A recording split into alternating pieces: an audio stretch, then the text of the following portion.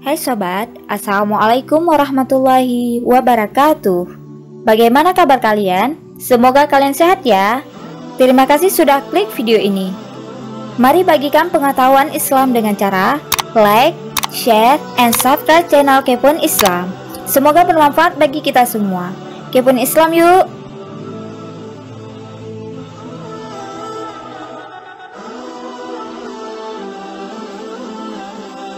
Armiyah alaihi salam adalah salah satu nabi terbesar Bani Israel dari 4 nabi yang memperoleh kenabian sebelum punahnya kerajaan orang-orang Yahudi. Ia banyak mengalami intimidasi dan siksaan dari pihak kerajaan. Beliau hidup di zaman Raja Nebukadnezar tahun 604 sampai 561 sebelum Masehi. Nebukadnezar adalah raja Babilonia yang menyerang Mesir dan membebaskan Al-Quds. Lantas membakarnya, juga mengusir orang-orang Yahudi ke Babilonia. Ibnu Katsir berkata dengan menukil apa yang dinyatakan oleh Ibnu Asakir. Duhai Ilya dan penghuninya, bagaimana mereka dihinakan dengan pembunuhan dan mereka menjadi tawanan-tawanan yang hina. Tempat-tempat istana mereka yang mengagumkan menjadi tempat-tempat tinggalnya hewan-hewan buas. Aku akan menghancurkan mereka dengan berbagai azab. Jika langit menurunkan hujan di atas bumi, maka bumi tidak akan tumbuh. Bila tumbuh suatu tumbuhan di bumi, maka itu adalah sebagai rahmatku terhadap binatang-binatang. Jika mereka menanam sesuatu, maka tanaman mereka akan dikuasai oleh hama, dan jika ada tumbuhan yang selamat darinya, maka aku akan cabut darinya keberkahan.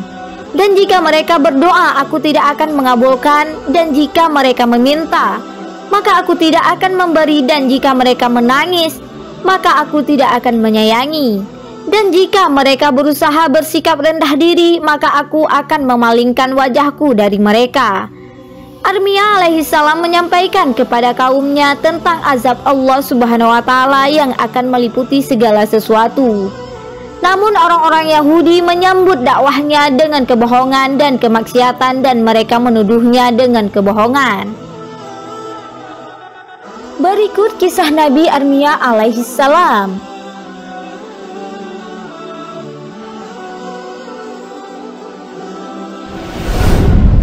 Nabi Armiyah alaihi salam dipenjara.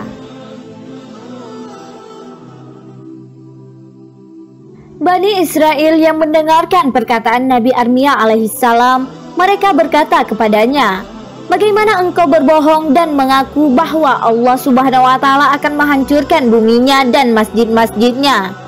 Lalu siapa yang akan menyembahnya jika tidak ada seorang pun di muka bumi yang menyembahnya? Juga tidak ada masjid dan tidak ada kitab. Sungguh engkau telah gila, wahai Armiyah."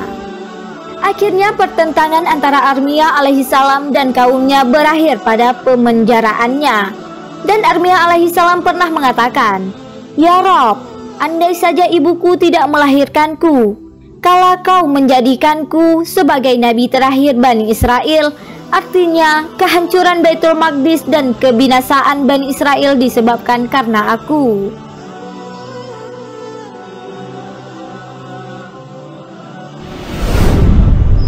Azab Allah datang seketika.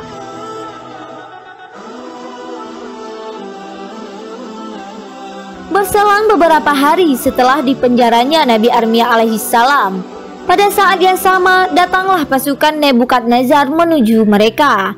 Orang-orang Yahudi terkejut ketika mendengar suara derap kaki kuda dan suara panah-panah yang melayang dan bau kebakaran. Pasukan itu memasuki desa-desa dan kota-kota. Mereka mengelilingi segenap penjuru kota dan desa. Pemimpin pasukan itu menyerbu orang-orang Yahudi dan menghancurkan mereka.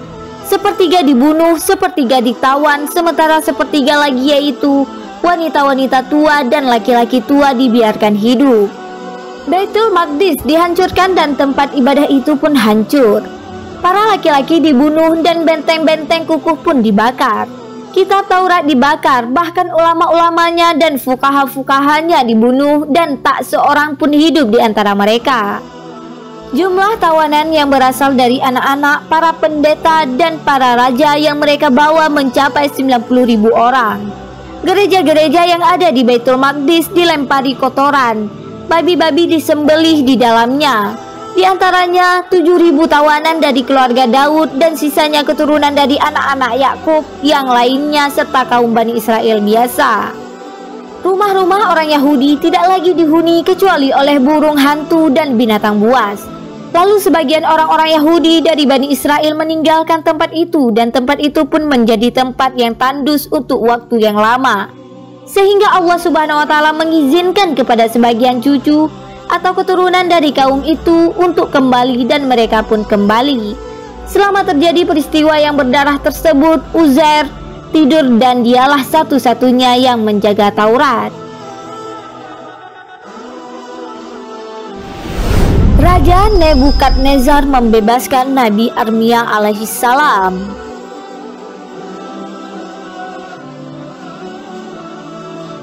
Ishaq bin Bishr menuturkan, Wahab bin Munabbih mengatakan, setelah Nebukadnezar menjalankan aksinya itu, ada yang berkata kepadanya, mereka Bani Israel punya seorang teman yang mengingatkan akan tertimpa seperti telah menimpa mereka itu.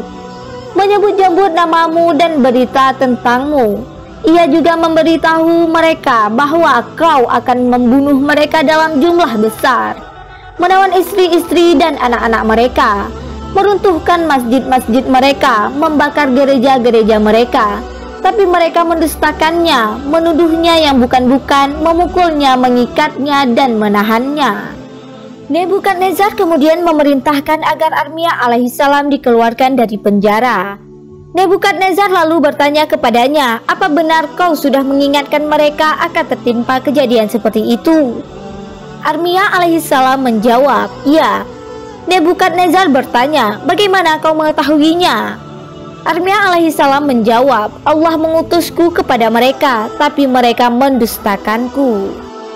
Nebukadnezar bertanya, apa mereka mendustakan, memukul dan memenjarakanmu? Armia alaihissalam menjawab, iya. Nebukadnezar kemudian berkata, seburuk-buruk kaum adalah kaum yang mendustakan nabi mereka dan mendustakan risalah Rabb mereka. Maukah kau bergabung denganku?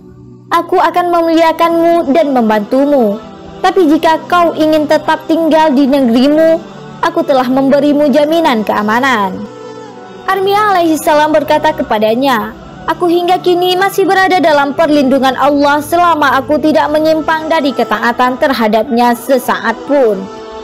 Andai saja Bani Israel tidak menyimpang ketaatan terhadapnya, tentu mereka tidak takut kepadamu atau yang lain dan kau tidak akan bisa menguasai mereka. Mendengar kata-katanya itu, Nebukadnezar meninggalkannya. Lalu Armia alaihissalam tetap tinggal di tempatnya, di negeri Elia yang sekarang disebut Palestina. Subhanallah, Allah memuliakan Nabi ini setelah kaumnya mendustakannya. Semoga kita semua senantiasa diberi ketabahan dan kesabaran layaknya Nabi Armia alaihissalam. Amin amin ya rabbal alamin. Wallahu a'lam bissawab.